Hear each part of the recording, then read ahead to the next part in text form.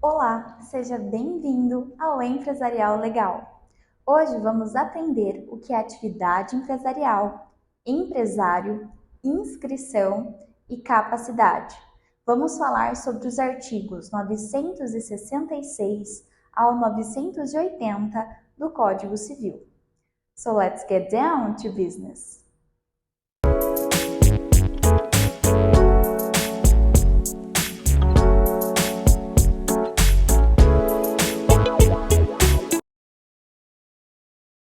Antes da promulgação do Código Civil de 2002, a legislação brasileira em matéria mercantil era regida pela teoria dos atos do comércio.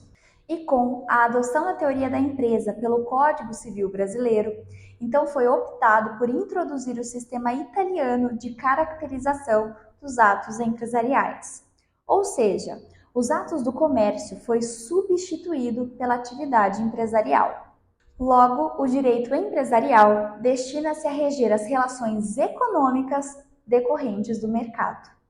O conceito de relações de mercado é muito abrangente, já que o direito empresarial ele não se restringe a cuidar do comércio considerando apenas uma mera intermediação entre o produtor, o empresário e o consumidor, abrangendo então outras relações conexas, como transformação e circulação de bens móveis, corpóreos ou incorpóreos, atividades industriais, comerciais, de transporte e também de crédito.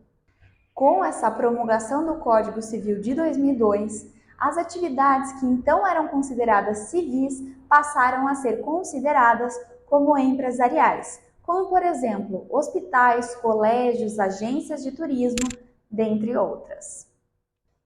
Assim, empresarial é toda atividade econômica organizada para a produção e circulação de bens ou serviços e será empresário aquele que exerce profissionalmente essa atividade.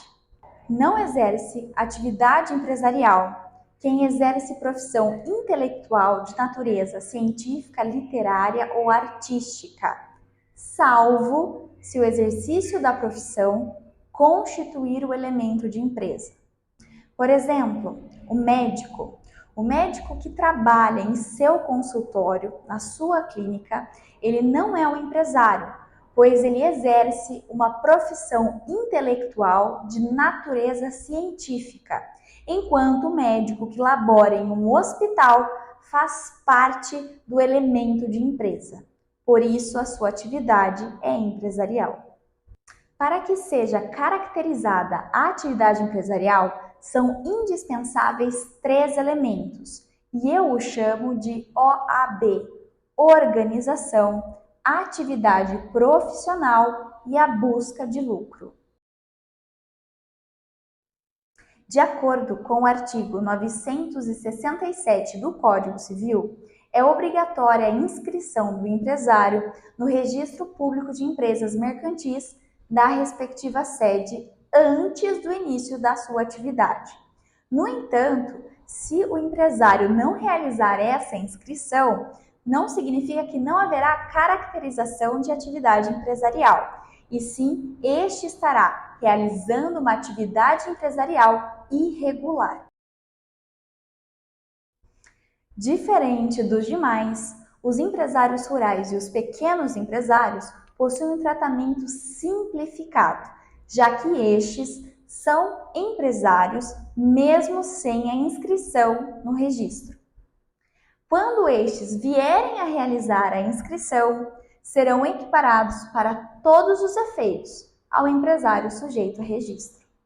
Em 2021, o artigo 971 do Código Civil recebeu um parágrafo único, considerando que as associações que desenvolvam atividade futebolística de maneira habitual e profissional, quando realizar a inscrição, serão consideradas como atividade empresária para todos os efeitos. Para exercer atividade de empresário, a pessoa física deve ter pleno gozo da capacidade civil e não deve ser legalmente impedida.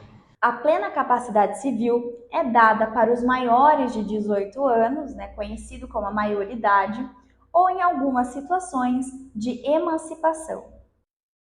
Os absolutamente impedidos são as pessoas menores de 16 anos de idade, enquanto relativamente impedidos são as pessoas que estão entre 16 e 18 anos de idade, os pródigos, os ébrios habituais, os viciados em tóxicos e aqueles que por alguma causa transitória ou permanente não possam exprimir a sua vontade. No entanto, a pessoa legalmente impedida que exercer atividade empresarial responderá por todas as suas obrigações contraídas. O incapaz pode, por meio de representante ou por meio de assistência, ou se estiver assistido, continuar a empresa que antes era exercida por ele enquanto capaz, por seus pais ou pelo autor da herança. O registro público das empresas mercantis, a cargo das juntas comerciais, realizará o registro da sociedade que envolva o incapaz, desde que atendidos conjuntamente 3 pressupostos. São eles: o incapaz não pode administrar a empresa. O capital social deve estar totalmente integralizado. O absolutamente capaz deve ser representado, enquanto o relativamente incapaz deve ser assistido.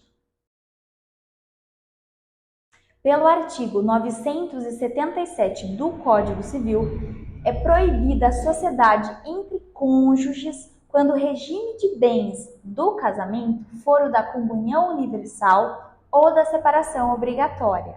No primeiro caso, porque a sociedade seria fictícia, já que as contribuições e os resultados obtidos seriam comuns. Já no segundo caso, há a proibição para que a sociedade não sirva para burlar a separação obrigatória dos bens que foi imposta em uma das razões dos incisos 1 e 2 do artigo 1641 do Código Civil.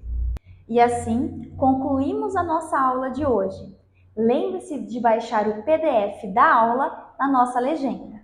Siga o nosso Instagram, @empresariallegal, e inscreva-se agora no nosso canal no YouTube, curta este vídeo, envie para os amigos, compartilhe e viva essa jornada de aprendizado.